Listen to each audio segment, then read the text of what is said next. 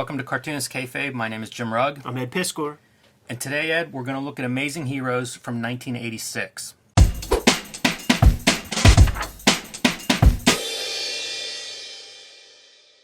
So Amazing Heroes, published by Fantagraphics, sort of like the Wizard, I guess, of the 80s in a lot of ways.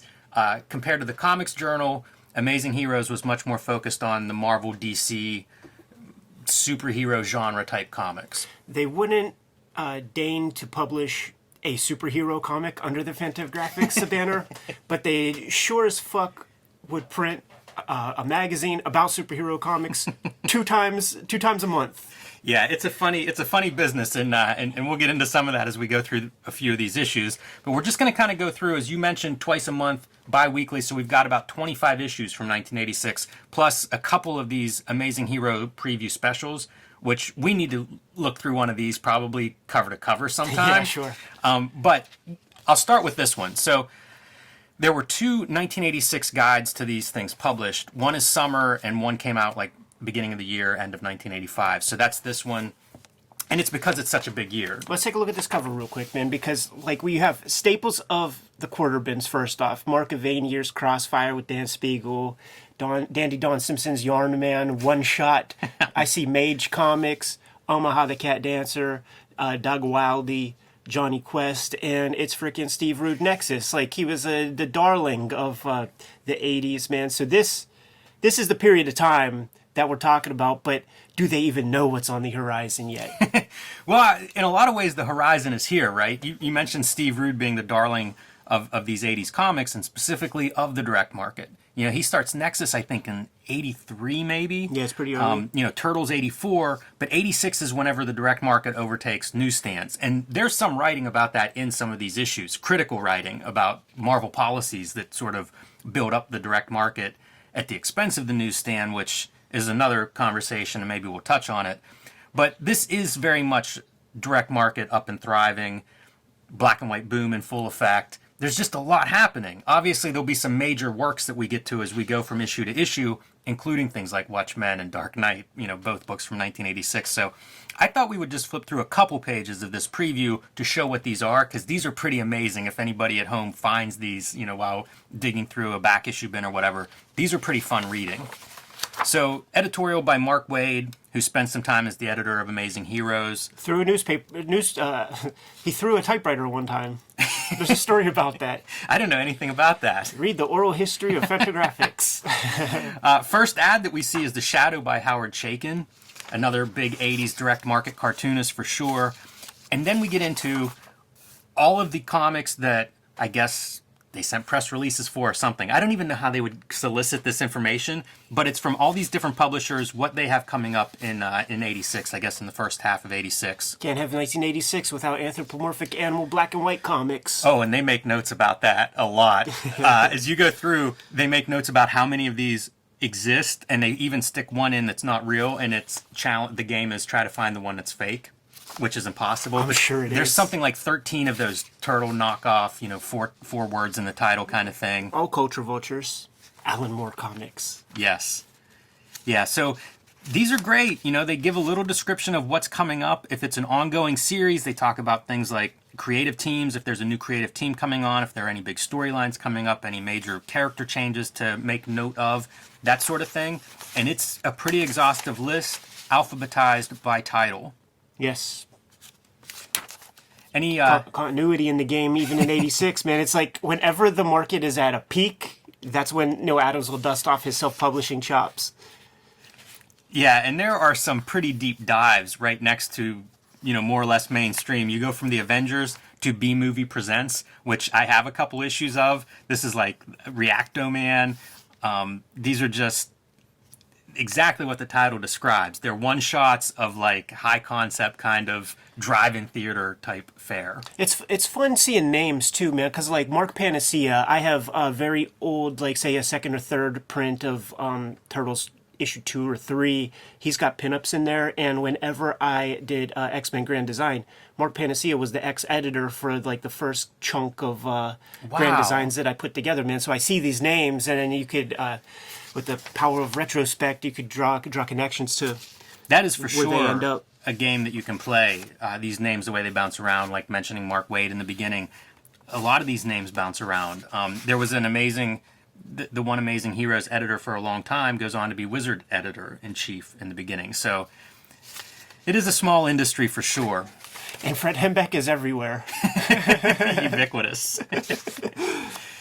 All right, so we'll get into this deeper at some point, but this is a pretty good example of what these preview issues are like. And Amazing Heroes published these not just for 1986. They probably published 10 or so of these between 84, 85, something like that is around their first one, up into the 90s. We're only at the C's, man, so we better move along before this entire episode is this issue.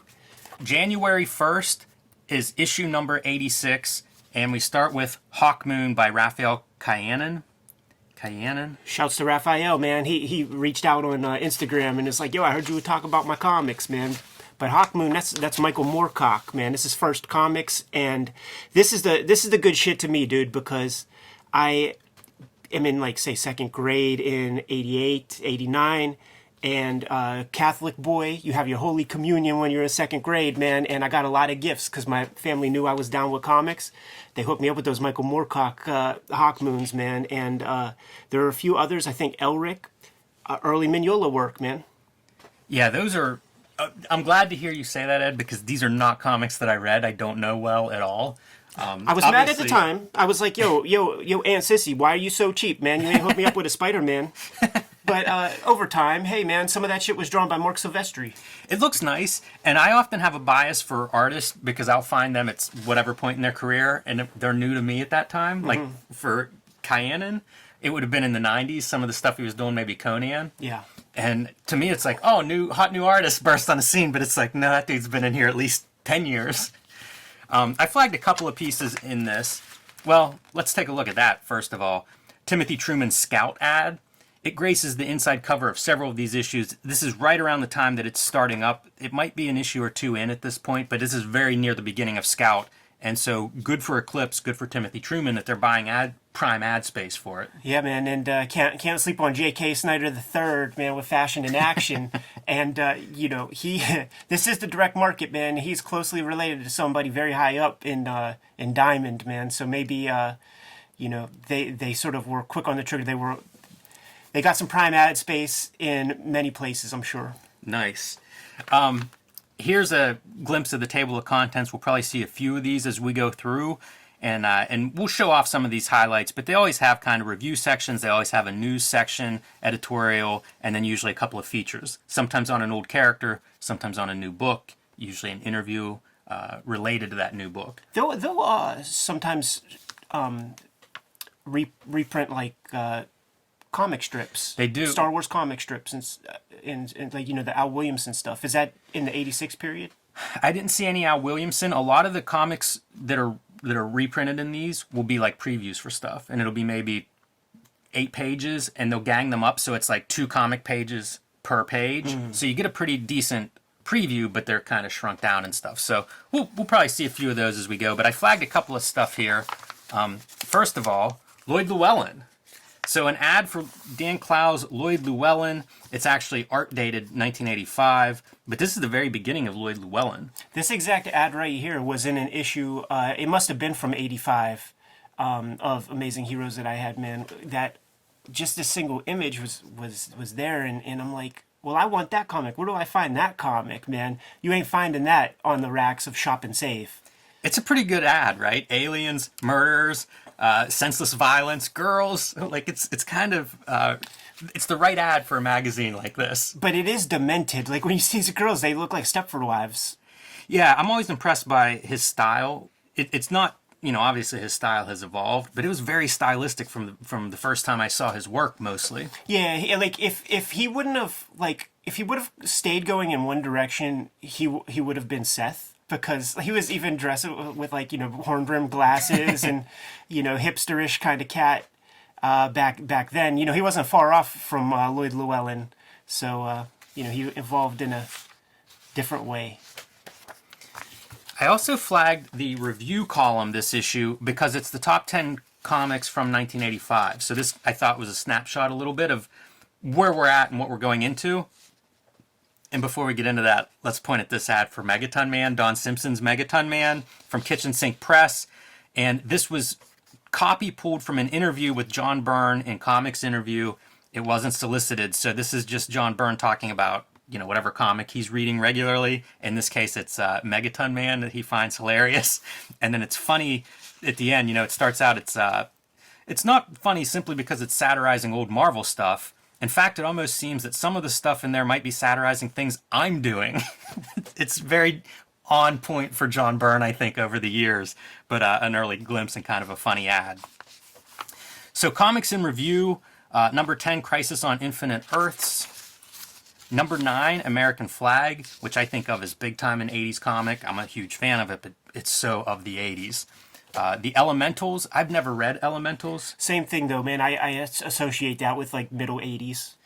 Yeah, that is one that I see a lot whenever I'm going through like old back issue bins and things. It's Bill Willingham, who very successful for Fables, a book that he did for a long time at Vertigo, but he did Elementals first, and it's superheroes, direct market, alternative sort of superheroes. Kamiko, I believe, published it. And if I'm not mistaken, part of the reason Elementals isn't around now is rights issues that happened in the fallout of Kamiko's, the end of Kamiko. And I believe the guy who now has the rights to Youngblood may be connected to Elementals as well. I'm not positive on that, but I think that's the case. That guy owned and was the publisher of North Star at the end when Brian Azzarello was there. Like, ever since like Rob put that stuff out there and I saw the name, now I see the name pop up a lot. That's interesting. I didn't know and it is a connection to North Star. Wow. Yeah. Man, that is some range. Elementals to North Star to Youngblood. It's a strange portfolio guys assembling. Buying up properties. Delgado. This is a nice, well-drawn comic. I always think it looks kind of European, often in color, and just a good-looking series. Dennis Fujitaki and Jan Stranad. Nexus, who we mentioned on the cover of the Amazing Heroes 1986 preview issue, Steve Rude and Mike Barron, longtime, direct market darling. I got about 50 issues in the back issue bin. Yeah, I have plans for a show and tell with that at some point. It definitely has its high points. John Sable, Mike Grell's creator-owned title. Daredevil. Interesting with Daredevil is it goes through some creative changes in the previous year, including Miller and Mazzucchelli's several issues that they do together as part of this run that he's citing as the 4th best comic of 85. Mr. X. Probably giving a little shine to the Hernandez bros. Like that's a Jaime panel. Yeah, they're mentioned in the very first paragraph here. Is the first mention of the Hernandez brothers. So yes, for sure, and very nice panel as you say, Ed. Moonshadow, which I never read, but that's been reprinted several times by different publishers over the years, and I actually just passed up a full run of the original series for a quarter a piece. Yeah, man. It was originally recently over at Epic. That's the run that I passed up. Pretty good looking stuff. John J. Muth, it's Painted Comics, before Painted Comics were really understood or, a common thing. And what's the number 1? And number 1, Saga of the Swamp Thing. This is the Alan Moore, kind of the prime of the Alan Moore run. Not controversial at all to choose that as number 1. No, and how great did the Bissett-Totleben artwork look in black and white? Oh, we're going to be doing some episodes about that specific issue. All right. And then we'll also include these back covers because, again, Prime Real Estate gives us a glimpse of what's going on. And I thought it was kind of cool that Tim Truman has the inside front cover and the back cover. Start off with Scoutman and with Grim Jack. Good year for Timmy T. 87, January 15th. Jim Backey with this cover for, I think, Electric Warrior is what's coming up, a DC series that he was doing. Backey, am I saying this way wrong, Ed? Who the fuck knows? But Origins in 2000 AD, if I'm not mistaken. That's for sure, man. Drew a couple Thargs Future Shocks with Alan Moore. Went on to do stuff. I think he might be the principal artist on Halo Jones, or certainly one of the big Alan Moore continuing strips in 2000 AD. I would note John Byrne off Fantastic Four. That's one of those big Marvel runs, I think, of like the writer-artist, the Frank Miller, Walt Simonson, John Byrne, I think of as those guys at Marvel. Like that second generation of Marvel cartoonists that sort of rose, not reinvented Marvel, but it was a second wind almost with those guys. And that John Byrne Fantastic Four run, very well remembered, I think, by a lot of people. And noteworthy today because it's happening in 1986 that he's leaving Fantastic Four after a 5-year run, which unprecedented. I don't think he missed an issue in those 5 years. Yeah, I mean, and they are burying the lead because he's off FF, but he's going to Superman, so Yes. that's not a lateral move. No, for sure.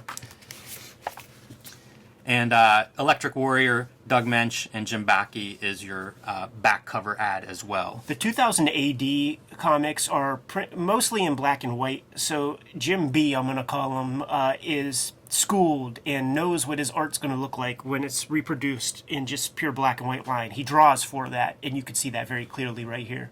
That's a pretty crazy ad. I've never read Electric Warrior, but Tomorrow's Cops Built to Kill, a little anticipation of RoboCop and how many other B movies with the same concept. Verhoeven was a fucking ravenous 2000 AD fan. In fact, RoboCop, it's the prototype, looked like Judge Dredd.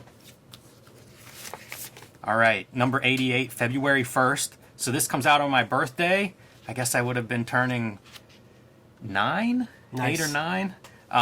I was not reading these at the time. That's a very arresting image for a 9-year-old boy out in rural Pennsylvania. Very Howard Chaykin on point. I agree, man. And then it makes me think, like, obviously these dudes didn't get paid $1 million to draw these covers, but they worked within the time constraints and the budget constraints that they had and created some iconic imagery, man. Like, this is a good cover. Yeah, works well. He's promoting the Shadow here, so there's a little bit of follow-up inside about Chaykin, give some context to who he is, and a new creative team on American Flag, I guess, making time in the schedule for him to get into the Shadow. And a First Comics ad, where again we see Howard Chaykin's name here, and in this case, it's a crossover, I guess, with Badger and American Flag. I didn't know there was a First Comics universe. Everybody tries to do a universe, Ed. So here's a feature that runs through these 1986 issues. Small Press Watch by Scott McCloud. Yes, I saw his name in the previous issue. Yeah, so in addition to covering a lot of the more mainstream direct market type books, Amazing Heroes is also including this column where Scott McCloud looks at a lot of mini comics. And I note this one because he's looking at Chester Brown's Yummy Fur, the mini comics of Yummy Fur. So pretty amazing 1986 Chester Brown shows up on the scene with his mini comics. Would go on to be, one of the very celebrated cartoonists in alternative comics and then into the graphic novel movement. I recognize that strip, too. I know where that's leading. Yeah, it's funny they include one of the guys sitting on the toilet. Number 89, February 15th. In this issue, a preview of Threat, which was a Fantagraphics anthology. Yeah, I mean, it was just like an anthology with a couple of homies. Like, it wasn't like, you get the best of the landscape of comics to put it together. In fact, it was Michael Krager is the main dude, and he was a teacher when I was up there at the Kubert School. But this is the comic that I always bring up whenever Gary gets on his high horse about stuff. I'm like, listen, man, you published Threat, man. Shut the fuck up.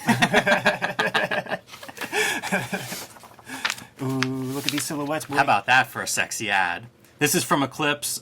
Your inside front cover, always the most prominent ad space. This or the back cover. Let's play a game, man. Which ones can you call out, dude? Oh, With man. just All right. looking. This is Mr. Monster. Yes. I know this one. Johnny Nemo. Okay. Airboy? No. I think that's safe. Maybe. Or maybe that's like Next Wave or New Wave or whatever. Yeah, it could be. Of course, Scout, Bean World, Zot. Man, How about this one? This is a good one. I don't know that. It's press button, Axel and press button? Axle press button. and a laser eraser. Gotcha. Miracle Man, pretty clear there. I don't know that one. Yeah, I don't know that one either. That one reminds me of Steve Rude, but that would have been First Comics, so I'm not sure what that is. It's got to be Crossfire, right? Yeah, I guess. Yeah, sure. And no idea what that is. Yeah. Do you know this one? Some team book. Oh, you know what? That's probably that Lee Weeks New Wave. New Wave, yeah. That's probably Airboy. Yeah, I think so. Must be. Oh, and there's a bunch of names down here. Alien Encounters is something, so that must be the Alien. Yeah. And this then is True Love. True Love. Whatever the fuck that is. And a Mage ad. So Matt Wagner, big in 1986, at this point working for Kamiko and producing Mage is a 15-issue limited series that a lot of people I know love this comic. I think if you're of the time, From an age bracket, yeah, for this sure. is a very snapshot of a time and place, and a very successful one. And look at him, man. I don't see after Jaime Hernandez next to his signature, man.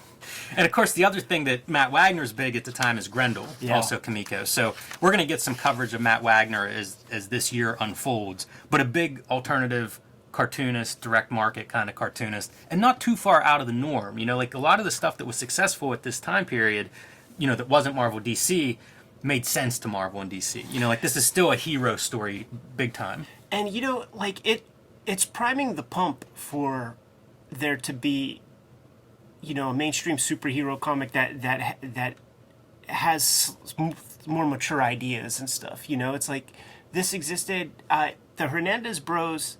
Every now and again, you would see a cape. You know what I'm saying, man? So it's like all of those like little glimpses, man, are priming the pump for the 1986 heavy hitters that we know. Couple of table of contents fun things. Newsflash is 1986, the new Marvel Universe. we're gonna have some fun with that. Silly cover, the Bucketeer by Bruce Timm. So let's take a look at that. They would have this one-page pinups that would be a different, you know, like a parody cover. So there's Bruce Timm, cover dated 84. So very young Bruce Timm. He was doing work, you know, like he would have been working. I think he was in animation still. But the comic stuff that we would have seen would have been the He-Man mini comics. He would show up in the later ones of that after Alfredo Alcala would split. He also colored some of the Whispers that would have been like probably a couple years after this, 88 or so. He was, you know, did at least a couple issues as a colorist there. And then I also wanted to, I wasn't sure if I was going to show this off or not, Ed, because people watching at home, this is now on my wish list. The first true alternative comics.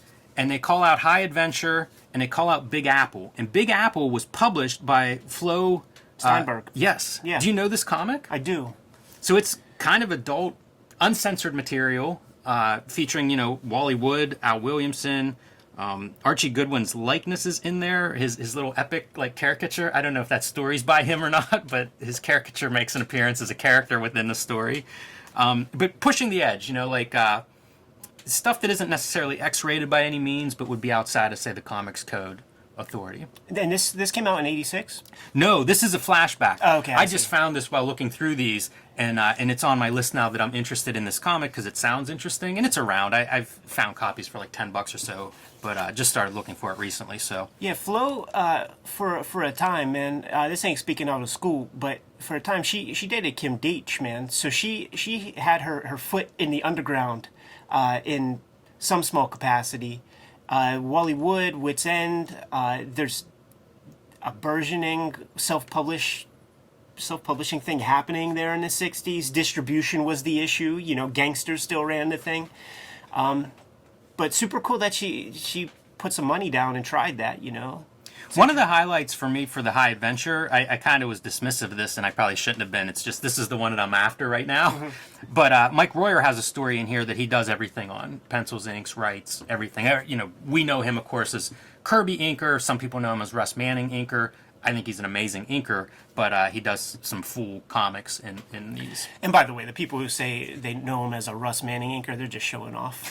They know you know him what? as a Kirby inker. It's listed. Russ Manning is one of the... you know, Kirby and Russ Manning are both listed in here as citing kind of what he's known for. So I thought that was an interesting article, and again, a comic I don't have that I'm curious about. Yeah, you hear about it, I think, in the Marvel Untold Stories book. I think that's how I discovered it. And certainly with her passing, that was in the air. Rest in peace, Flo. All right, number 90, March 1st. This is a weird cover to me because it's dated, signed 82. And here's the thing. Dennis Fujitaki hooked up with Gary in the 70s. Like, you could look at the earliest comics journals, and you're going to see Dennis Fujitaki art to go along, you know, spot illustrations and stuff. I'm sure this was published as a spot illustration comics journal or something back in the day, and they just kind of dusted it off. I do get that sense with this magazine, and you'll see it in some of the editorials, you know, if somebody at home is reading some of these magazines along with us, where you're putting out a magazine every 2 weeks, you know, pre-digital era. some things don't work. Timing is off. Like this may have been a piece that they had to get a cover together real fast because something didn't come in on time. The rule is, get it done. Rule number 2, make it good. Right. And you mentioned Michael Moorcock's Elric earlier, Ed. Here is an ad for that, also published by First Comics. Yes, the one that Aunt Sissy hooked me up with was Elric, Bane of the Black Sword or something, and it was penciled by Mark Pasella. Wow. That's another one. A guy I know in the 90s. I assume he's relatively new because I just find out about him. Like I said, Silvestri did some of these early 80s First Comics, these Elrics or something like that. It's funny you mentioned Silvestri. I'm not going to be able to find it now in the moment, but just prepping for this episode, I was looking at news watches and stuff, and they list what comics are coming out, like each issue. And there was one issue, it was an annual for something, and Silvestri was inking, and he was inking like Al Milgrom or someone like that, where it was such an unlikely role for him. But again, 5, 6 years before Image, before any of those guys really kind of show up and be, what we know them to be. It's very rare to see any of the Image guys listed. Valentino gets some coverage in here, and I think he might even... How about this for perfect timing? Number 92, April 1st, Valentino cover. So Jim Valentino is one of the few Image guys who we see much of in this whole year of 1986. Another one that we see mention of is Rob Liefeld's Youngblood is solicited in one of the 1986 preview issues. It never comes out at that time, but one of the few appearances of the Image guys. So I'm actually getting ahead a little bit. Number 91, March 15th first, and then we'll get into Valentino a little bit closer. This is the post-Crisis issue. So Crisis on Infinite Earths, one of DC's attempts.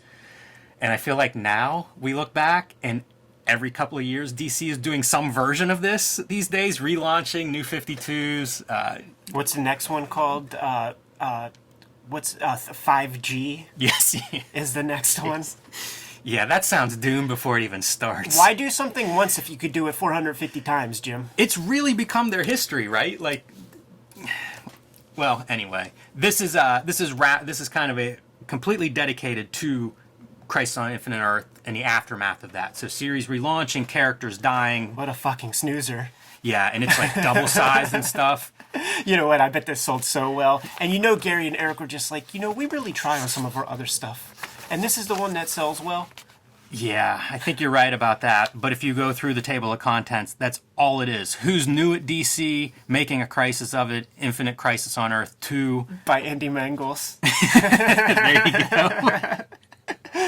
Wow, he is on several of these articles. I have an issue of Comics Interview that's a 100-page interview with George Perez around this time, man. So Crisis was huge, and it was Andy Mangels who did the interview. And you know what? It's the most vapid, basic, bloodless fanboy interview you could ever read. 100 pages of it. Yeah, I believe it. But this is all related to Infinite.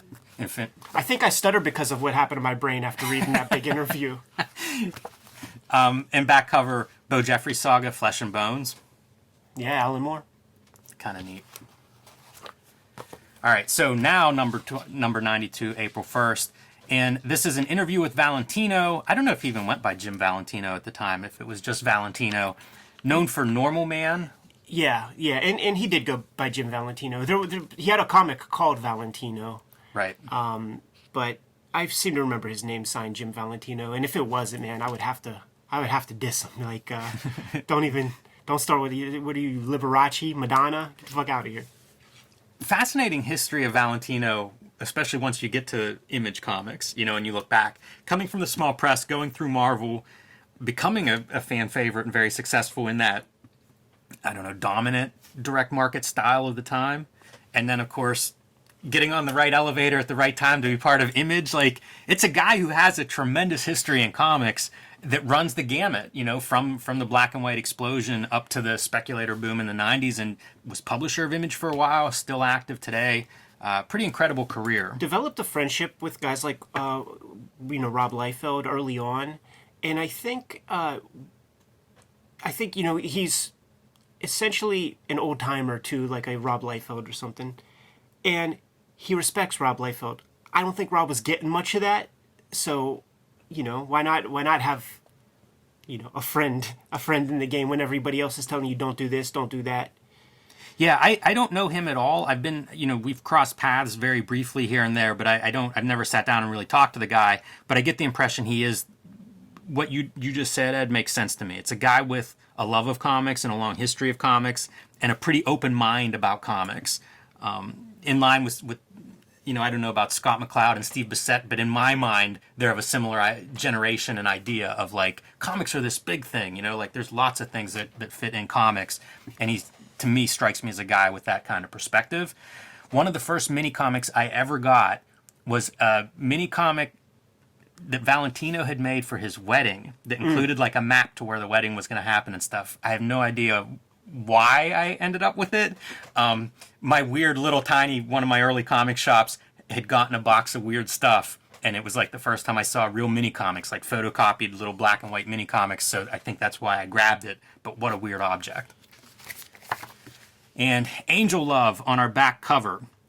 Angel Love, I think, was about an 8-issue series, 8 or 10 issues that DC published.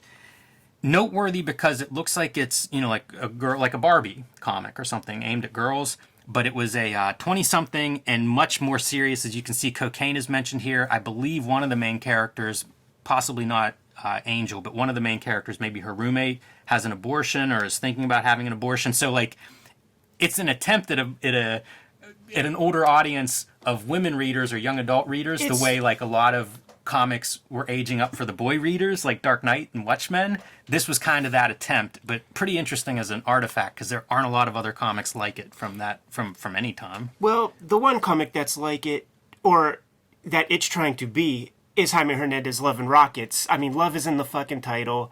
This is what happens when corporations see a piece of art and they try to reverse engineer the magic. You get a piece of shit like this. It's like, okay, what is Love and Rockets? It has love in the title, a thin line with no shading.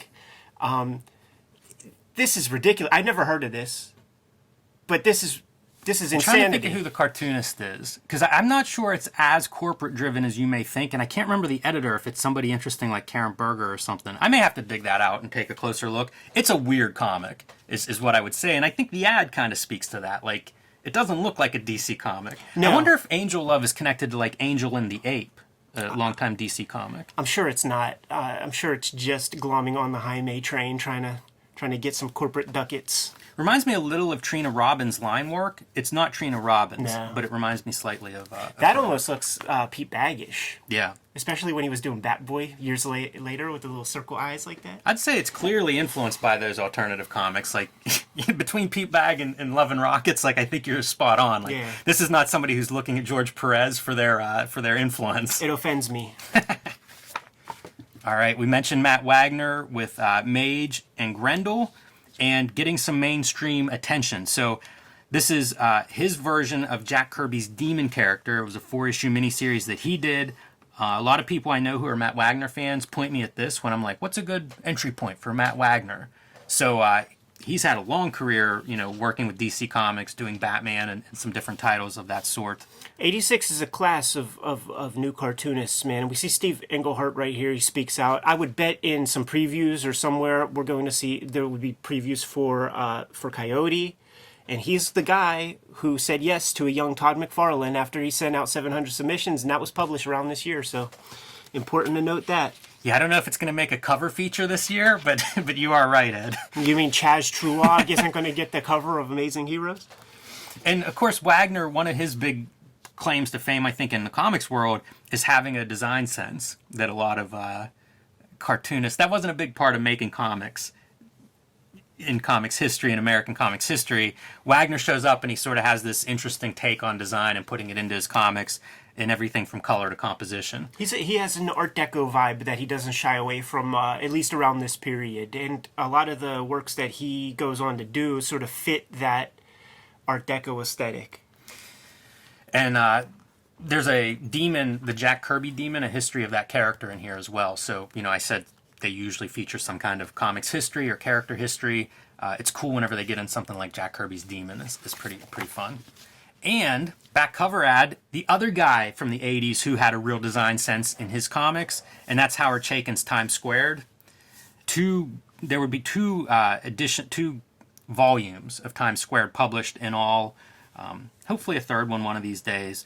But that was a book that he left American Flag, I think, to do, and it's a big, ambitious, pretty beautiful graphic novel.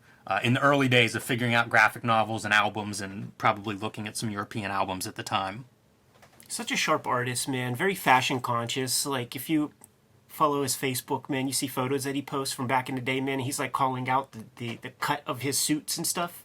And he brings that into the comic. And, you know, I had this when I was a little dude, and just seeing that sweeping line for the brim of that hat, I tried to replicate that so many times it would just like want to break my pencil because I wasn't able to like capture that little whoosh.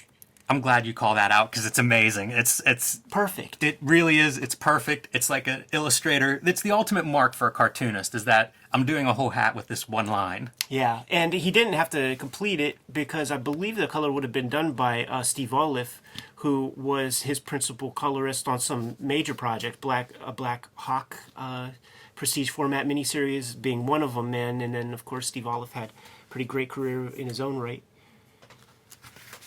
Number 94, May 1st, and Dandy Don Simpson, Pittsburgh's own Dr. Dandy Don Simpson, on the cover here. He's going serious, man. Hard sci-fi. Border worlds. I have every issue. Yes, me too. It was recently collected by some book publisher in the last 3 years. So he added some stuff to it too, man. His cartooning has gotten fucking sharper, dude, in terms of figure work and all that.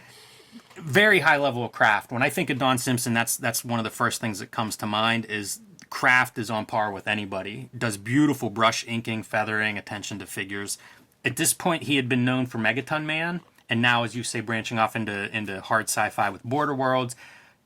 Probably shortly after this, does a King Kong series for Fantagraphics that's also very beautiful. So he was a cartoonist of the 80s, man, and he was not ignored by Fantagraphics. He did that one great Jim Shooter cover for the TCJ, make him look like a big-ass Frankenstein.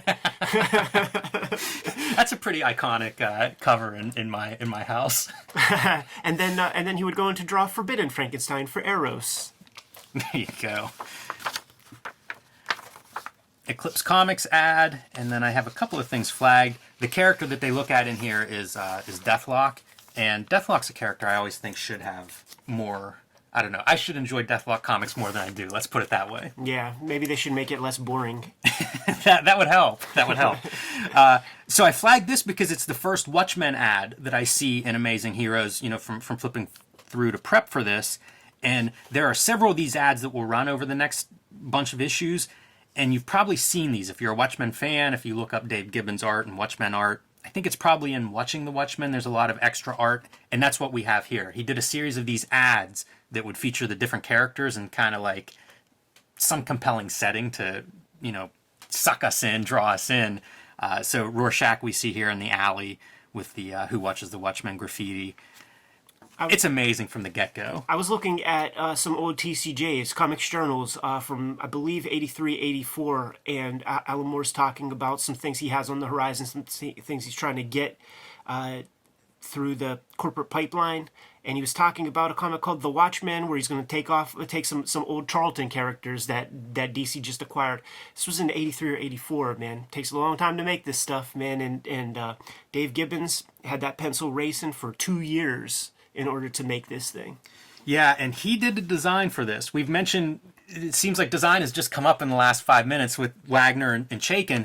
Dave Gibbons does the design work for the Watchmen series, and I think it's noteworthy because it's so striking, it has a timeless quality, and you don't get this. You know, if this goes through the house system or whatever, we see what other ads look like. Yeah. You know, like this is very distinct, and that's part of that extra effort. You know, we talk about that, and I think that Dave Gibbons and Alan Moore demonstrate that, and you can see it in all the ancillary materials that have popped up on Watchmen. There'll be episodes, man. There's going to be a lot of ways to skin that Watchmen cat on the Cartoonist Kayfabe channel. Yeah, for sure. In Comics Review, we see Dark Knight Returns #1 reviewed as part of their review system, and I had brought along. We don't have a cover for Dark Knight Returns in the 86 Amazing Heroes because it was covered in the previous year. And this is basically an issue focusing on what Frank Miller is working on at this time. Dark Knight Returns, and Elektra Lives Again were two of the big ones. And look at that. Is that even a shout out to a Destroyer Duck, that one cover that he did, where he's wearing that same tassel cap? I don't know about that. But obviously, Dark Knight Returns, one of the big books of '86, and so we're starting to see some coverage of that here. And a Dalgota back cover with a Frank Miller pull quote. It is a small world, the comics industry of 1980, the American comics industry of 1986. Feels like it's the same half dozen names that we just say over and over as we go through these. Yeah, and for pull quotes, you get the quotes from the guys you want, man, to be talking, man. So, like, there'll be Love and Rockets where it's Chaykin and Alan Moore talking about it. All right, number 95, May 15th. And this is a special all Johnny Quest issue covered by Doug Wildey, one of the main designers of the Johnny Quest cartoon. Also has a pretty long bibliography in comics as a cartoonist. A lot of westerns. How much can we talk about fucking Johnny Quest in one comic, man? In one magazine, Jesus. I don't know the answer to that one, Ed. We're going to talk about, what fucking Doug Wildey ate for breakfast back in the 60s. I did flag this just because I thought it was a really nice centerfold. Probably one of the nicer ones of the whole 1986 run. Is that Rio? Yeah, it's got to be Rio. That's mainly what he's known for, I think, in the comics world.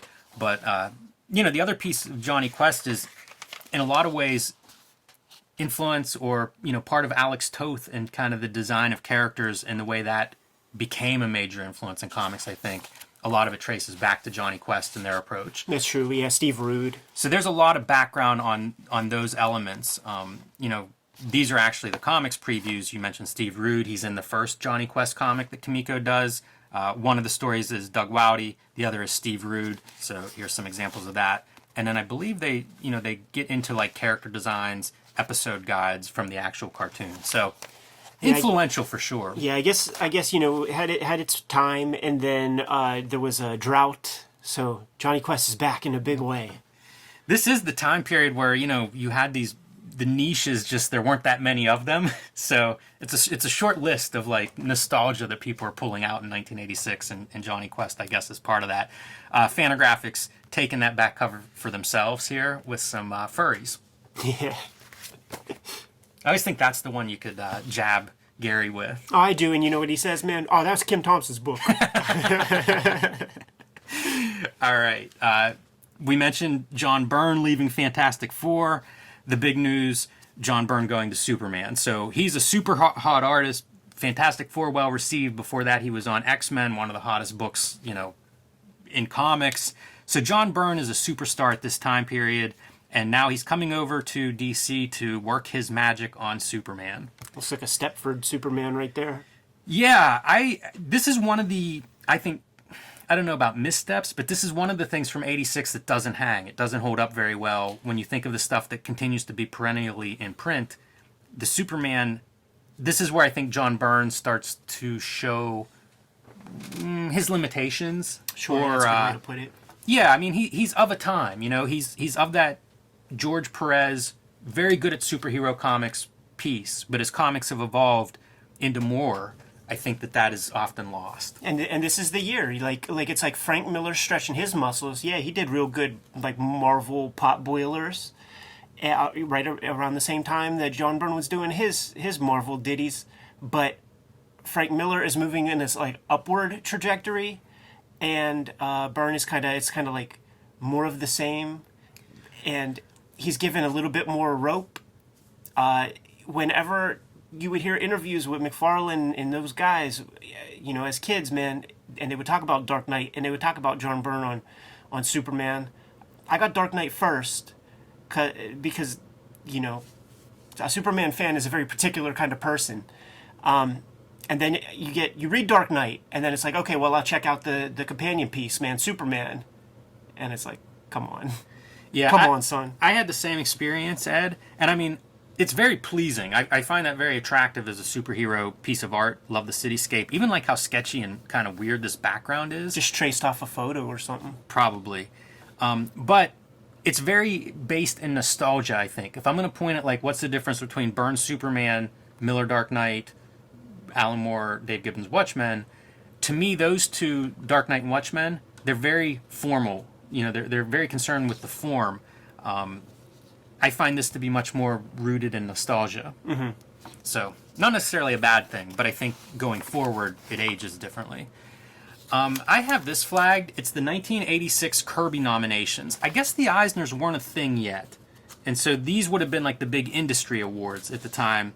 And I thought it would be kind of interesting just to point out some of these, like Best Single Issue, Daredevil 227, Mage 8, Miracle Man 1, Superman Annual 9, Swamp Thing 43. And then they have all of the categories, and I won't go through all the nominees, but Best Artist, Best Writer Artist, Best Art Team, Best Graphic Album, Best Graphic Album. Let me read these off. Hard Times. This is the Times Squared, or this is the collection of American Flag, I believe. Howard Chaykin's American Flag collection. Love and Rockets, Book 1. It's a pretty important book, monumental. I can't wait to see who the winner is. Original Nexus and Rocketeer Graphic Album. I don't have the winners. Oh, okay. They're going to come later on, but I just think it's interesting to see kind of like what's up, what's top of the industry or celebrated at the time. Best Black and White Comic, Cerebus, Journey, Love and Rockets, and Stig's Inferno. So, kind of neat. These awards, all awards I think are flawed, but it's kind of a snapshot of a time period. And I believe this is another Fantagraphics ad. Yeah. This is for Doomsday Squad, which is early John Byrne. Yeah, reprinted from his Charlton series, which I recommend to anybody, man. It's very inspirational to see his art at that kind of rough stage and still see that it's like still pretty freaking good. Yeah. Yeah, man, I was definitely a Byrne fan for a while. For sure. Ooh. Getting into some of the heavy hitters now, Ed. Ooh. Moore and Gibbons' Watchmen. I am so fascinated by how this stuff would have been received at the time. Because people didn't know what Watchmen was going to be. It was just a new comic or whatever. It gets cover treatment, a couple of big talented creators, interesting new superhero team, but who knows? Let me ask you this, man. As from your perspective, what did you think of the end of Watchmen, the comic? I had no problem with it. I read it all as a book. I did not read it when it was coming out, and that may have changed things. That's what I'm getting at. The fans who were there at the time, you talk to those old timers, man, and it's all this ramping up issue by issue. Like they're sort of scheduling their month around whenever Watchmen's coming out. So they all have these preconceived notions of like where the story's going to go and how it's going to shake out. And they're all nonplussed because they were there in the moment. And I think that's the fan of 1986 is like, yeah, it's okay, but the ending was a little bit, I don't know.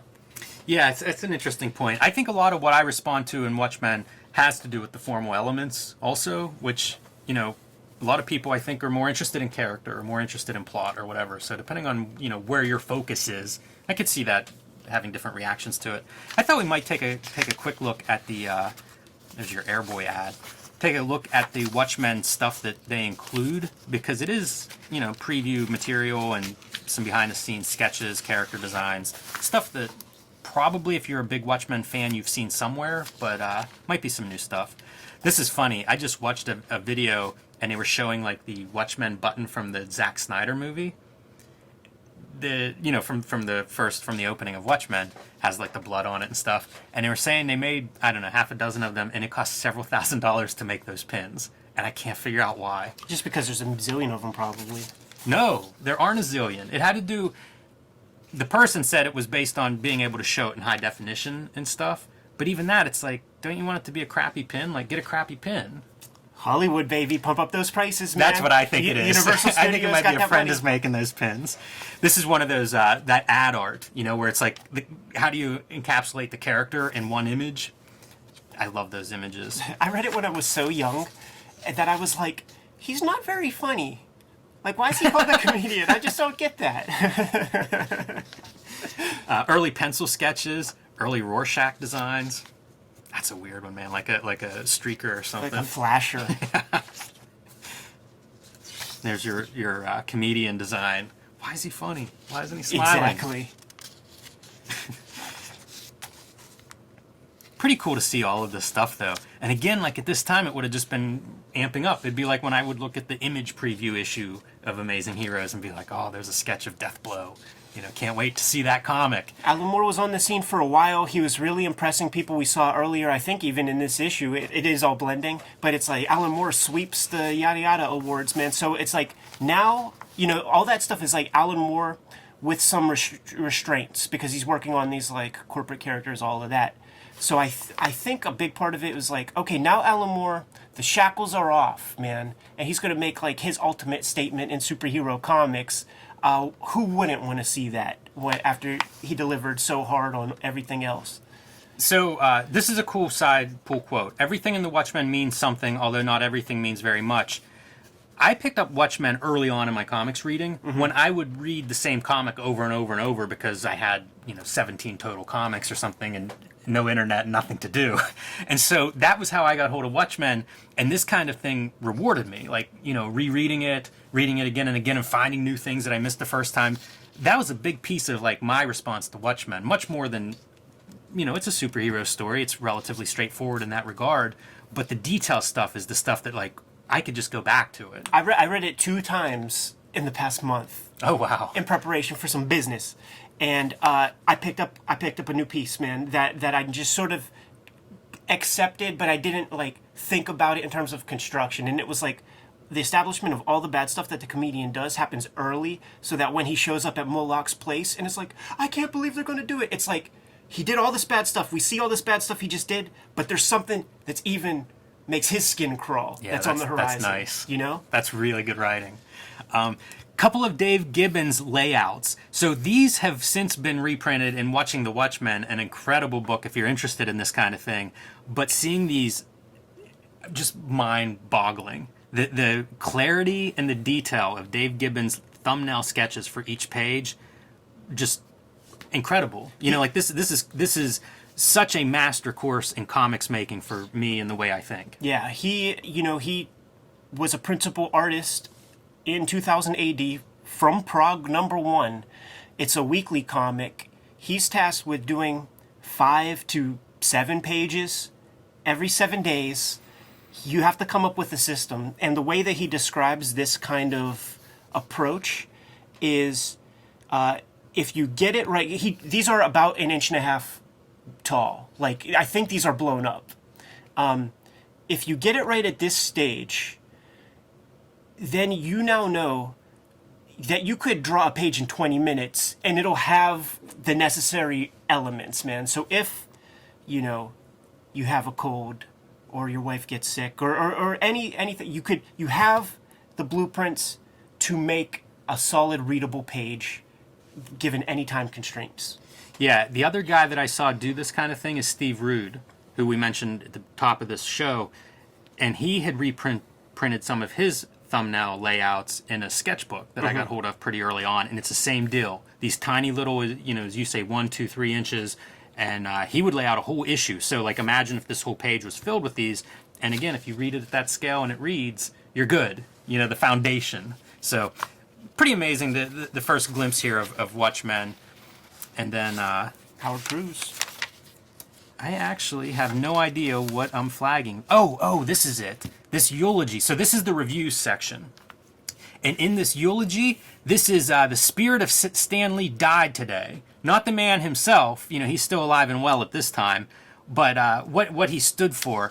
And what they're referring to is there's a X-Men crossover that one of the books it crosses over into is Power Pack, which is going direct sales only at this point. And so this is all about criticizing the idea of these comics being sold in comic shops only instead of the newsstand and what that means. And what he says it means is kids won't be able to find them and get them. And a lot of ways, man, we've done several 100 hours on 90s comics with the Wizard shows. We see the fallout of that. And I just saw numbers for last year, and newsstand sales account for like 1% of comics revenue in America now.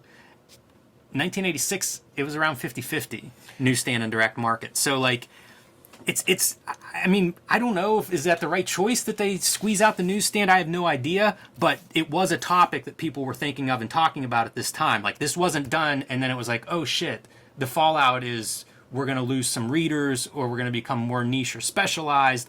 People were talking about it and knew that was what was at risk. It's a scary thing. I mean, I discovered comics because of the newsstand. And we've had the conversation on the channel a lot of times, man. I don't know where a kid finds comics. In the comments, people will say, the library. Guess what, man? A lot of kids don't have access to a good library. Congratulations that you're privileged enough to be able to get to a good library that has this stuff. A lot of kids don't. So it's complicated because there's a maturity to a lot of comics, but I see nothing wrong with kids getting into it, man. But you got to put them in a place where a kid's going to see them. Yeah, it's a bigger conversation, but I just found it interesting that it shows up, and in the year whenever this is happening, there was pushback. There was concern for what that meant. So kind of interesting. Another furry Fantagraphics ad. I don't know if they're not selling well at this point, or what the deal is that this back cover is being used in house for books that Captain Jack. I will bust on Captain Jack to Gary too, and Gary does stand by. Is that right? Mike Kazawa's work a whole lot. All right, maybe it's a good ad. I haven't read Captain Jack, so I can't really speak to that. All right, number 98, July 1st, and this is a Jim Starlin focus with an interview here. We see Dreadstar, we see some other First Comics characters. Not Starlin's characters, but Dreadstar's his, obviously. But some of the other characters that are being published by the same publisher. And then, look at this. Batman Year One ad. David Mazzucchelli. Looks beautiful on newsprint in black and white. One of the iconic images of Batman, that I think entered sort of the visual language at this point, and an image that I would see in a lot of places as Batman Year One becomes a success. And like Watchmen, I come to it after it's published. Like, sure, I got a collection of it. Was my first exposure to it. But this piece of art, I feel like I've seen a million times in my life now. Yeah, man. And just like, it's stunning. The drapery of the cape, the lack of any kind of line work Just inside. negative space for that leg. You don't see Jim Aparo doing this kind of drapery on the boots. Yeah, I would look at this and try to figure this out. Like, this is how I learned to do kind of that leathery, plasticky, shiny texture. Just really cool. Just almost a violence to the mark making. I always thought this ad was clever. $1,000 cash prize for Solve This Mystery. That Poor bastards, man. Just make a good comic and people will show up and read it. And then here's the Elektra Assassin ad that I was looking for previously. So I think this issue, first Batman Year One, first Elektra Assassin ads. Good issue for Frank Miller, man. He's going to make some money off of these ads. Crazy year, man. And we have Eclipse now on the back cover with New Wave, their team superhero book, I Lee guess. Weeks, man. Lee Weeks, like, coming right out of the Kubert School. And Airboy. All right. Full-on Elektra Assassin, full-on 80s. Like, I was looking at this cover yesterday and thinking, why is this so 80s? And some of it is, you have your triangle shape and whatever, but I think it's this color scheme. Yeah, it's the white. pastel. Yeah. The pastel-y kind of colors. Beautiful image, though. July 28th, I would become 4 years old. By the way, this is what comics look like at that time, and this is what Bill Sienkiewicz is doing. This was a book that I think had a strange response, because I come to that a couple of years later, and in my mind, it's the greatest thing ever, but I think whenever people pick this up, they're like, what the hell is this? Read the fucking letters pages in the issues of New Mutants after Kevin Nolan drew his issue, and people are like, what is this cartoony bullshit? The average comic fan is a superficial dweeb that just wants more of the same, but also wants to complain about more of the same. Give them something new. They have to hear enough people that they respect say that they like it before they change their opinion. It's like the kid that sat at your lunch table when you were talking sports, and he just reiterated everything you heard on SportsCenter before you came to school that day. That's your average comic fan.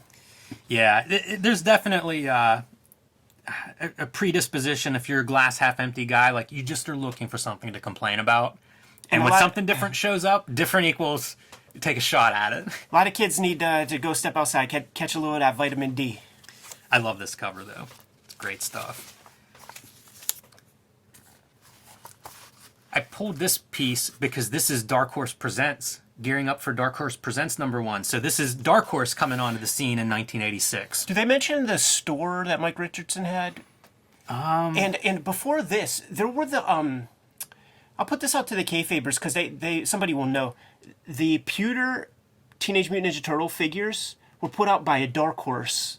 Was it Mike Richardson's Dark Horse? Was there a different Dark Horse stuff? Because that was very early when those pewter figures were put out before Dark Horse Comics. So was that like the first? Did that give Mike Richardson a couple extra dollars in the coffers to try to jump into the comic book game? That's interesting, Ed, because there's reference to Mike Richardson working with, who's the sculptor? It's Randy Bowen.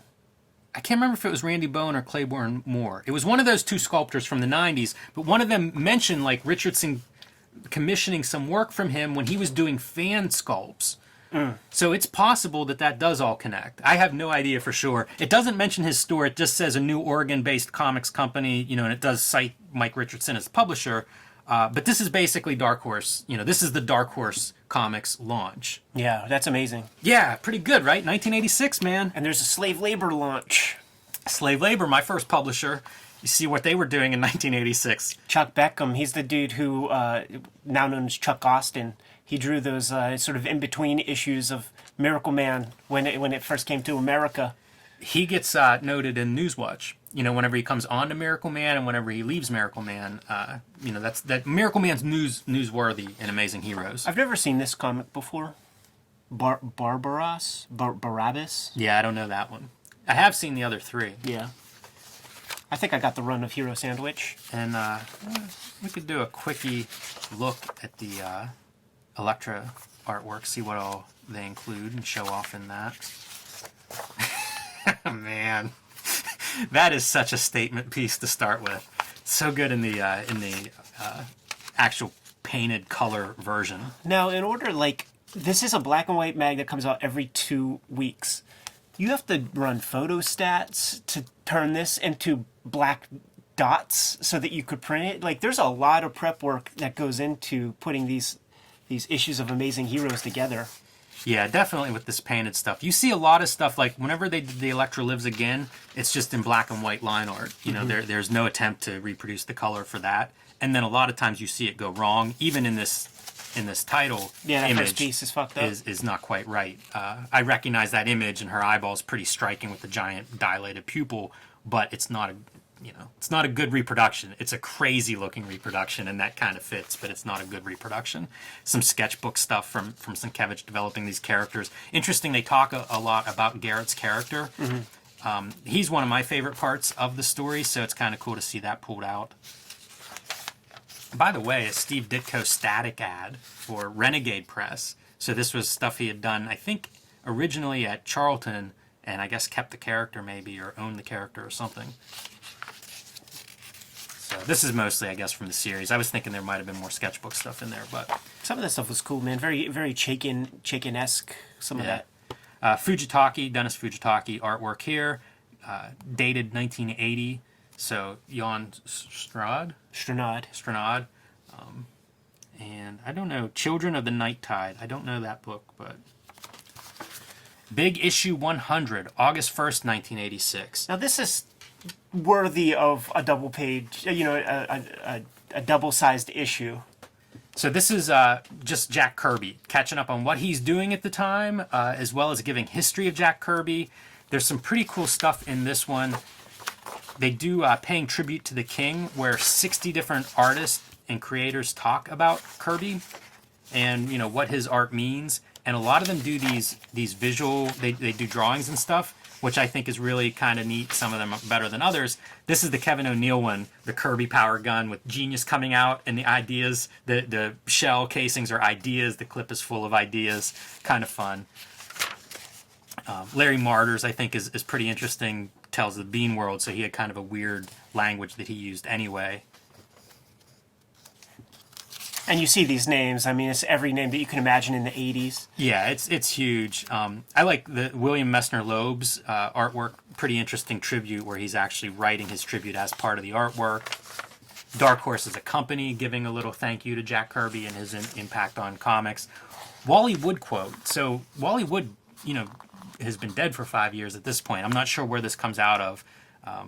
Some kind of interview, something fanzine maybe from the past. Milt Caniff. So some guys that you might not think about in terms of what's their connection to Jack Kirby or something, and you see a giant like Milt Caniff who is conscious of Kirby and his influence, and very high praise that he's giving out there. Jaime Hernandez with a nice little drawing and note. Steranko, very high praise coming from Steranko, which you don't always see. I like Steranko a lot, but you don't see him heaping praise on others that often, and it's a really nice endorsement of Jack Kirby. The amount of stuff that he cribbed from Kirby when he was trying to do the foreshortening and stuff, he better not cut promos. Yeah, so it's pretty nice. We see a lot of this stuff, like whenever Jack Kirby died, there were a lot of tributes that were published at that time. Kind of nice to see it when he's alive, and he can kind of enjoy the. Is that Dandy Dawn? It is Dandy Dawn. Yeah. Look at how thick that signature is.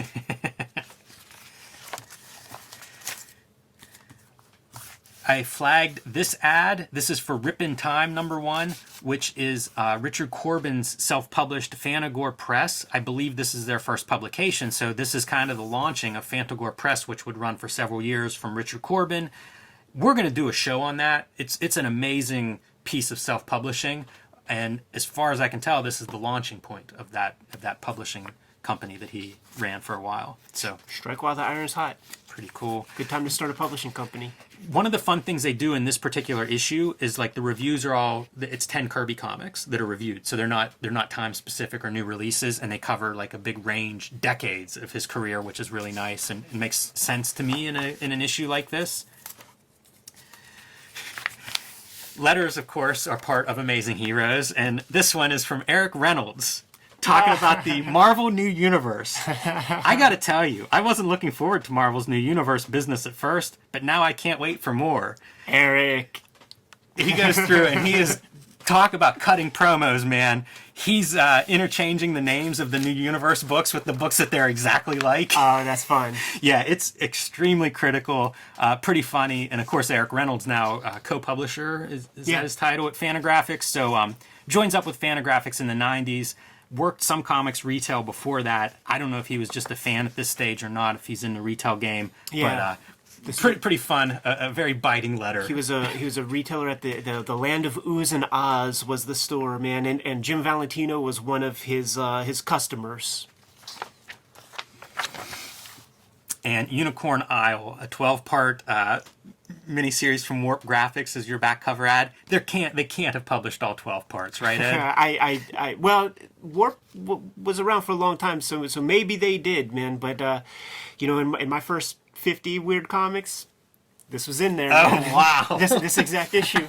I still have it, I'm sure. We're going to skip an issue, or we're going to interject an issue here of the Amazing Heroes preview special. This is special number 3. This is summer 1986. So 86 is a big enough year that it can't all be contained in one issue. The previous special covered all of 1985, the number 1. But as the direct market and as all these publishers keep expanding, we're getting chunks now for the year's previews. Can't all be contained. And I love the cover because it's a spinner rack that he's carrying. Very hard to draw. Oh, I'm sure. Very hard to draw. I drew one of these for a thing, for a Dark Horse thing, and it was like a table of contents. I was happy with the result, but it was not an easy drawing to make. I believe it. And we already kind of flipped through this, so no reason to get too into it. It's the same format where we're seeing alphabetical listings of all the titles that are coming up, who the creative teams are, what the storylines are, why they're noteworthy, etc., etc. And that would have come out in the summer of 86, is the reason I put it there. Speaking of New Universe. Yes. Star Brand. Number 101, August 15th, the New Universe Tour. I like John Romita Jr. I can't tell if I like this cover or not. It's pretty, not very exciting for a new universe, right? A little on the bland, a little on the quiet side. Yeah. And in like earth tone outfit, is it like Luke Skywalker was huge and his outfit was brown? That's a good point. I don't know, man. I can't answer that. It is funny to think like you're launching a new superhero universe superheroes known for four-color, bright colors, and you go with brown. Yeah. So maybe it is a Star Wars kind of reference, and Star Brand is the title. So that's a better explanation than anything I can come up with. Jim Shooter did a lot good when it came to getting the keys to the kingdom, but there is that thing, man, about flying too close to that sun. Yeah, I think it's inevitable, you know, and the key is to keep the victories, move on to the next project and make it work. Yeah. So that's what we talk about, and we don't talk about the big collapses. And there's Patrick Daniel O'Neill, first editor of Wizard Magazine. Oh, I'm sure he was jerking off all over this. Universe. And this goes through each of the titles that are launching. Kickers Incorporated. And gives some background on you know, who's doing what and what these things are about. Pretty uninspired, Ed, as you kind of insinuated. I always wonder, like, what are the standouts? What are the high points? What's worth tracking down? Because you certainly see these issues. Early Will Spartaccio. If you go the Strike Force Moratori or whatever, like get issue 11 of that or whatever. That's early Wills. I think about Merc. This is from Merc, and it's Gray Morrow artwork and Peter David writing. And it seems, I don't know. It seems like it could be one of the better titles in this run. I like that cover, kind of like that artwork, but I haven't read an issue. So. I might have 3 copies of that issue, man. I'll pass you one. And John Byrne again with that reprint of Doomsday Squad back cover. It's another power heavy-hitting cover. Number 102, September 15th, and this is David Mazzucchelli for Batman Year One. I don't even know what the high point of 86 is. Yeah, it's the confluence, man. Like there is no one high point. It's the confluence of all that stuff. And you know, this is Amazing Heroes, so like, you know, Mouse gets no mention. Save that for Comics Journal, I guess. Very, very true. Mazzucchelli, man, what a great superhero cartoonist for the few years that he was doing superhero comics. One of the high points. That Daredevil Born Again storyline is absolutely breathtaking, and Batman Year One, for my money, probably the best drawn superhero comic. Certainly one of the most influential. How many artists today, you know, are still very much copying the style that he came up with for Year One? And then Frank Miller interview. I kept thinking we would see some behind the scenes artwork on some of this stuff, but I think a lot of that was in the previous TCJ. article. Oh yeah. Or previous, you know, earlier issue whenever they talked Frank Miller. Number 103, September 15th. This is William Messner Loeb's From Journey to Johnny Quest and Back Again. And a Bob Burden narrowly escapes flaming death in Chicago story. A little bit of a letdown after Batman Year One to this issue for me. Yeah, but you can't have the 1980s without seeing copies of Journey floating around. Yeah, for sure. And in a weird way, kind of a good pair with Bob Burden of Flaming Carrot fame. And an ad here for Nemo Magazine, which was Classic Comics. Early days of finding reprints of old comics. You know, it wasn't like it is today where every known series seems to have a great archival edition. Back then, it was a couple magazines dedicated to this stuff. As a little dude, I fantasized about picking up these reprints, those oversized editions, you know, prestige format, amount of pages, reprints of Popeye and Prince Valiant. They would always be like, you could spot them in a comic shop because they were oversized and they had that white spine and everything. Now we have the embarrassment of riches by being able to get even better books with better reproduction, and I have them all. Yeah, and this is these are Fantagraphics, you know, publishing these things here. When Fantagraphics, I forget their exact tagline, but it's like publishers of the greatest cartoonists in the world. Or publishers of the world's greatest cartoonists. I feel like this is when they can start to add that, whenever they start to reprint some of these classic strips, and it really kind of like extends, again, what we would find in a comic shop. You know, where it was much more representative of what comics are on a wide scale. Dynamo Joe. There's no real manga representation in 1986 Amazing Heroes that I could find. I feel like this is probably like influenced by manga, fan of anime is about as close as we get. Yeah. And so that would be an example, I think, of Dynamo Joe. I think John Ostrander wrote some of this. Yeah, Doug Rice, maybe the illustrator. Now we have to look that up and see. Ad for Scott McCloud's Destroy. Pretty cool to see. There'll be a few of those ads scattered around the next several issues. And I'm just going to check and make sure that I have the right artist, given the right credit. Yeah, see Rice. Yeah. So, and he, in the very first sentence, described or mentions Japanese animation. So, again, manga's not quite here yet, at least not in coverage. Yeah, look at that Gundam. But, yeah, Mobile Suit.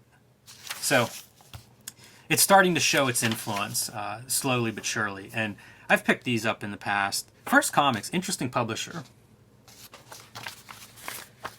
Back issue Particle Dreams, Matt Howarth. That's another guy that I sort of put in the box of middle 80s. Yeah, for sure. Very distinct style. Has a little bit of that like new wave fashion quality to his artwork that I think of as 80s-esque. I didn't realize Fantagraphics published this, but he did a lot. He was very prolific for a couple decades. I think I have issue 85 of Post Bros. All right, number 105, October 15th. An interview with Mark Evanier, who seems to have done everything there is to do in comics, I think. And TV as well. Wrote some stuff. Very close to Jack Kirby in his later years. Has written some biography material for him. And I haven't cited it anywhere yet, but one of the contributors to these amazing heroes is Heidi MacDonald, who I think might have been in high school or something, very young when she was writing for this stuff. Not in this particular issue, but there are many issues that she has a lot in. And comics reviews in this one, I do want to point out a couple of those review issues.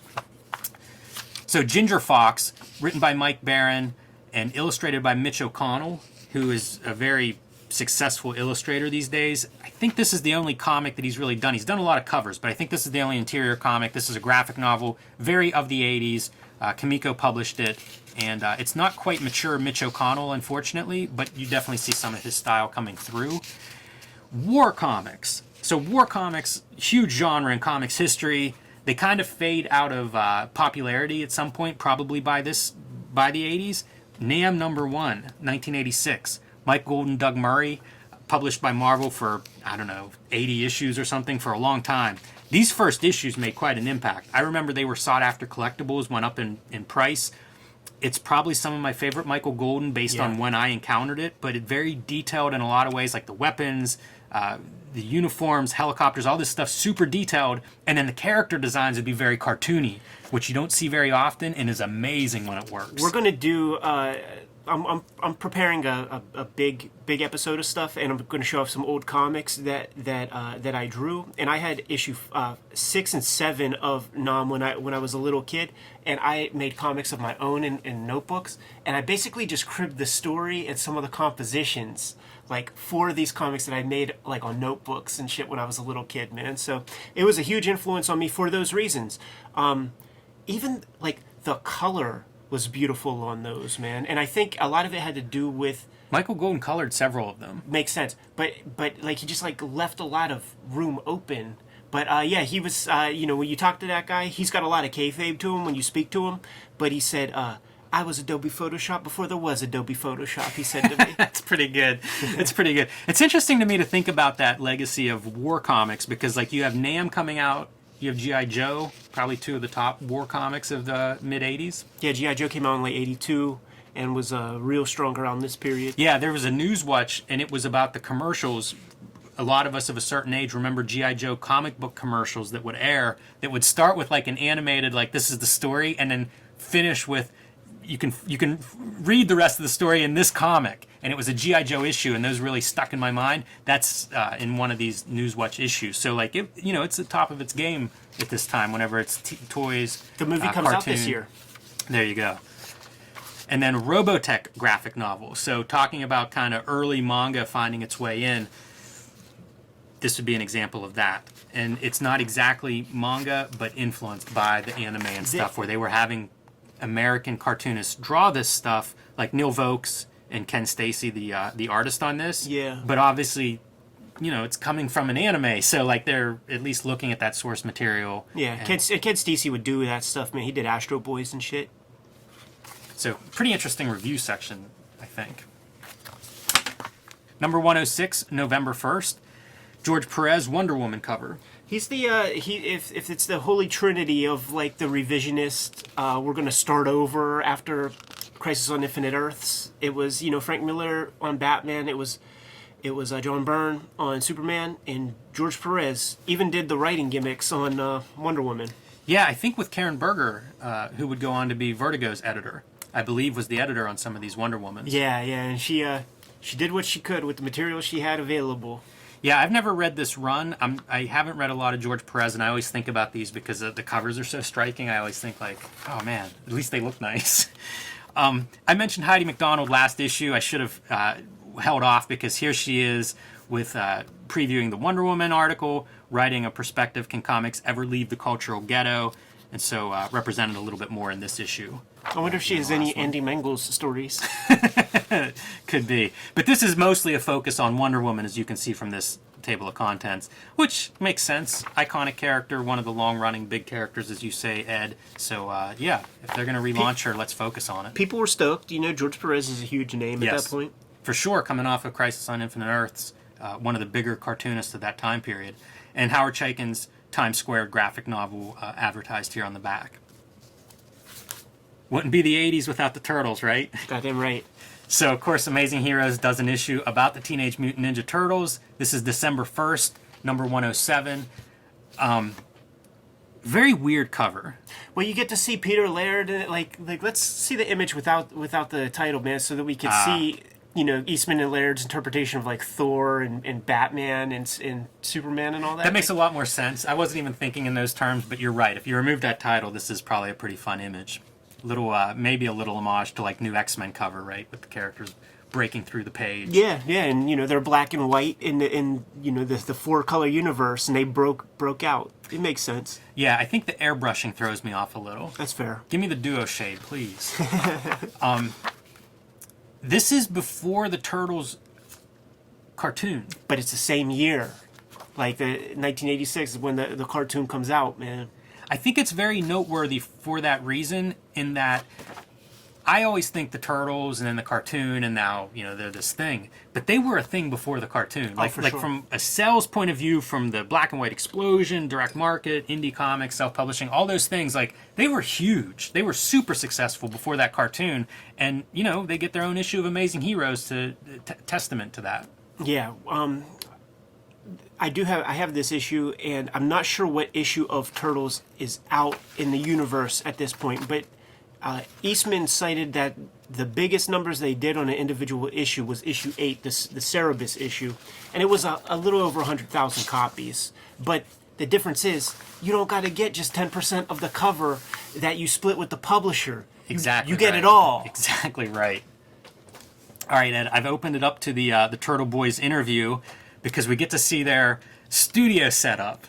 Yeah, I love this, and they were always good for this, man. A lot of chicken fat in the Turtles comics when you look on the bookshelves, and something I always looked forward to, man. So clearly, of course, you got the Xenomorph. There's that airbrush Yes. at work right there, and it looks like that's a cover for issue 3, I think, a reprint, or is that the Michelangelo one shot? Oh, man, I feel like a fraud for not being able to answer that on the spot here. It's one of the two, man. But it's always fun awesome. seeing the chicken fat. Corbin is God. Corbin, of course, would do a really cool Color Turtles comic several years after this. Yeah, Fugitoid, their first collaboration. Peter Laird's a little hippie-ish, man, so he's got the No Nukes gimmick. Yeah, good stuff. Somebody ambitious could put together like a collection of artists' self-portraits in their studios, and I would look at that a lot. I would consider, since you have this issue, I have this issue, I would consider unpacking like this interview and as a companion piece to our Kevin Eastman Tundra interview, because I remember this being like a really good interview. But I was really on the hunt for Turtles Ephemera. I wanted to read everything. Like, it's interesting and it's instructive to me to try to find the tipping points and things. Obviously, cartoon, it's a big tipping point. That's gonna turn you big. But I just like, it's an American dream story, the Teenage Mutant Ninja Turtles. I find it inspiring. So I have a bunch of magazines that have old interviews with these dudes. The editorial pages, man, we could do an episode on just that. Yeah, for sure. For sure. Peter Laird with the Velcro shoes. I like that part. Yeah, I guess so, man. I didn't know Adidas made Velcro gimmicks. Back cover Turtles ad. Pretty Yeah, smart. for the first. These are neat. I recently picked these up. These I used to find in the bookstore. So, you know, of that 80s like early graphic novel bookstore push, this was something I would find in the half shelf that Walden Books had of graphic novels.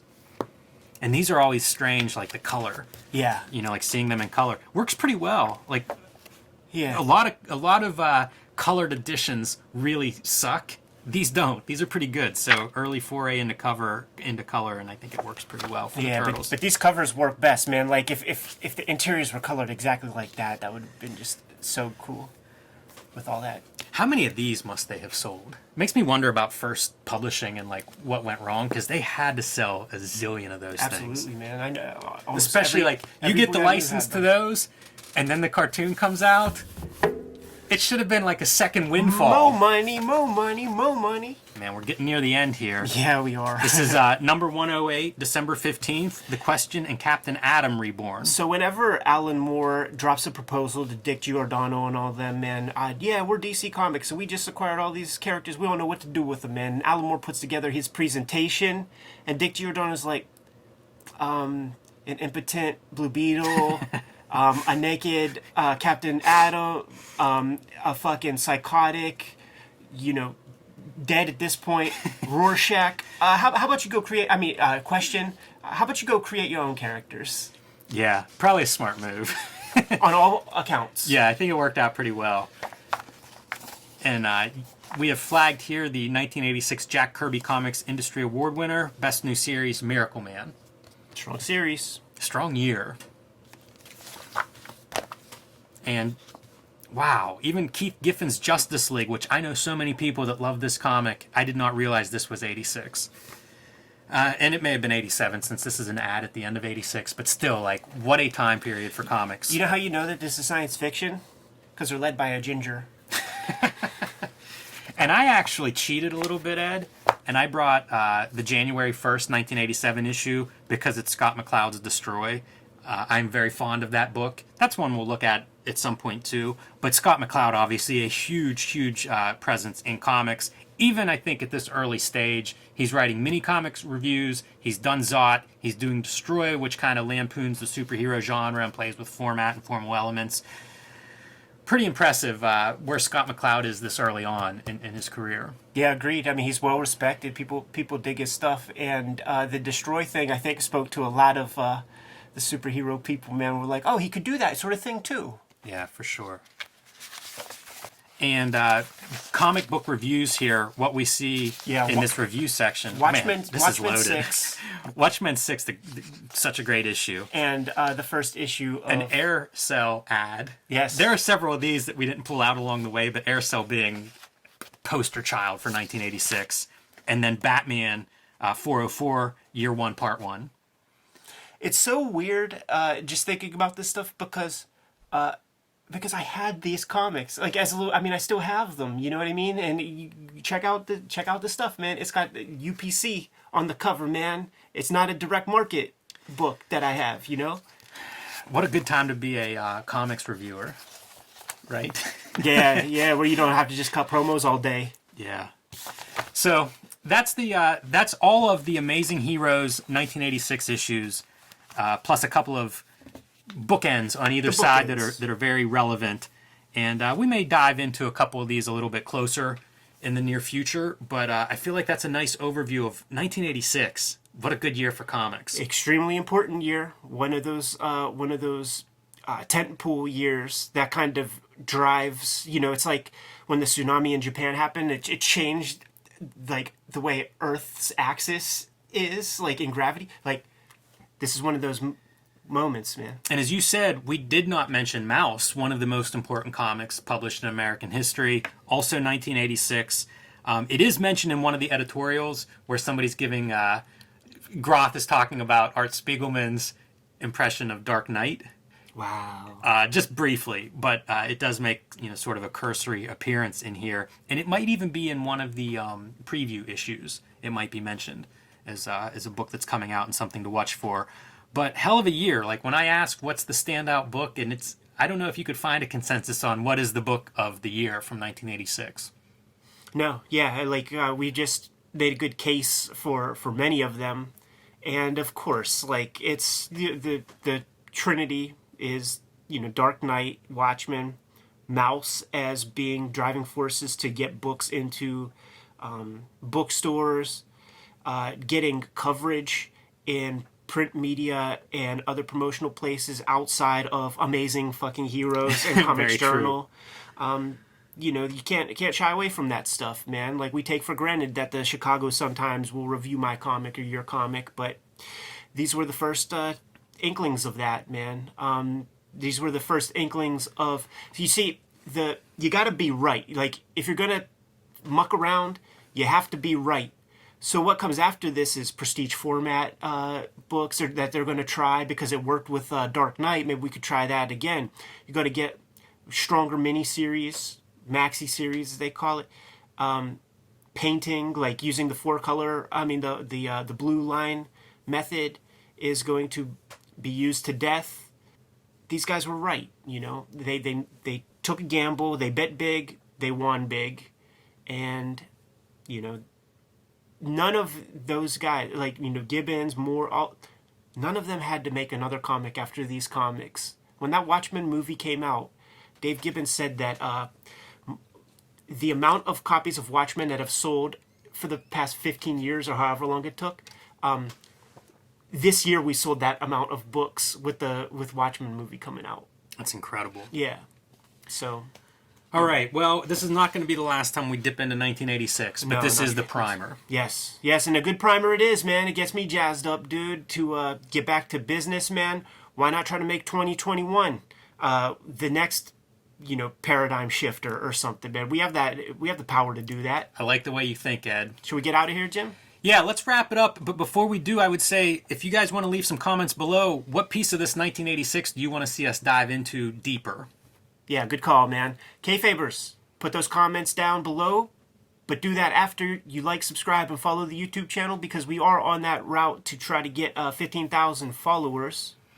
You can subscribe to the Cartoonist Kayfabe e-newsletter at a link below this video. You can pick up Cartoonist Kayfabe merchandise and t-shirts at links below this video.